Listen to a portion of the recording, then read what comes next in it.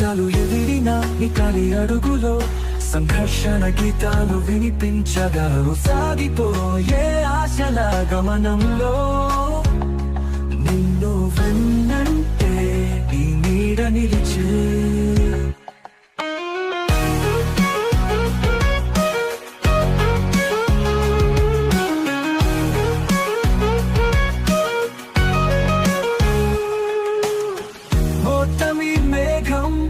ఎంత కమ్మినా